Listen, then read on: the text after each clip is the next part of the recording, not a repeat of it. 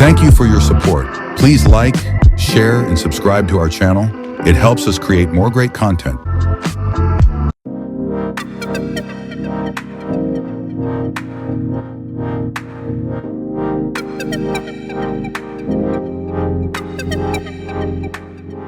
హృదయమందునున్న యేసుని తెలియక శిలలకెల్లవరకు జీవులార శిలలనేమియుండు జీవులందే కాక విశ్వదాభిరామ వినురవేమ.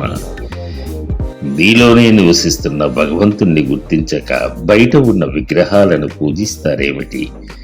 చైతన్యపూరితమైన ప్రాణుల్లోనే గాని నిర్జీవమైన రాతి ప్రతిమల్లో ఇంతకన్నా గొప్ప దేవుడుంటాడా అని నిలదీస్తున్నాడు వేమన. విగ్రహారాధనను ఖండించే పద్యమిది. దేవుడు నిరాకారుడు, అంటే ఆకృతి లేనివాడు. ఈ ఆకృతులన్నీ మనిషి కల్పించుకున్నవే.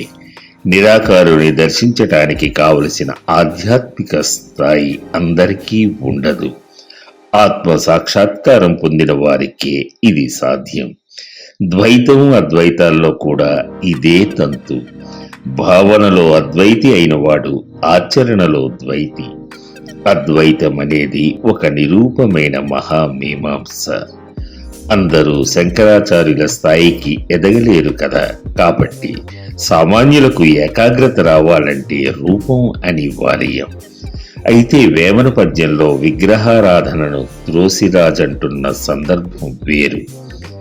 పరాత్పరుడిని మనసులో ప్రతిష్ఠించుకోకుండా కేవలం ప్రతిమలపైన ఆధారపడటం అవివేకం అంటున్నాడు వేమన.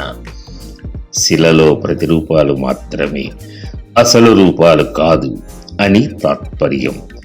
ధ్యానం వల్ల, యోగ నిద్ర వల్ల, దర్శనం వల్ల నీకు సాక్షాత్కరించేదే నిజమైన దైవం. విగ్రహం ముందు నిలబడి కళ్ళు మూసుకుంటావేమి? ఎందుకంటే నీలోకి చూసుకోవడానికి. విగ్రహం ఒక సాధనం మాత్రమే, అది గమ్యం కాదు. బాహ్యమునందు భావములోన అన్నప్పుడు భావమే నీ పరమగమ్యం అంటున్నాడు వేమన. హృదయానికి హృత్ అనేది ధాతువు, హృత్తు అనే దానిలో ఉండేది హృదయం. మనసు, స్వాంతం, మానసం ఇవన్నీ హృదయానికి పర్యాయ పదాలే. కానీ లోకంలో మనసు ఆలోచించేదని, హృదయం స్పందించేది అనే అర్థాల్లో వాడుతారు. ఈశుడు అంటే శివుడని కూడా అర్థం ఉంది. లింగరూపుడైన శివుడికి విగ్రహాలు తప్పలేదు. కాకపోతే లింగము రూపమే, కాకపోతే ప్రతీక. విచిత్రం ఏమిటంటే విగ్రహారాధన వద్దన్న వేమన్నకు విగ్రహాలను పెట్టలేదా మనం? బుద్ధుడి విషయంలోనూ అంతే. ఇది ఈ పద్య సారాంశం.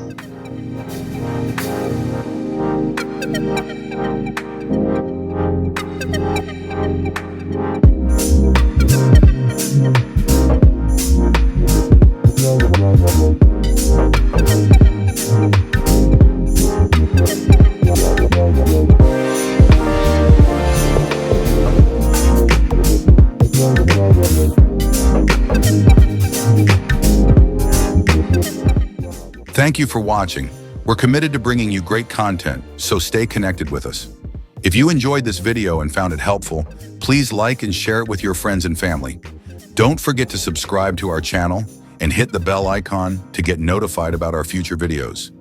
Your support means a lot to us. See you in the next one.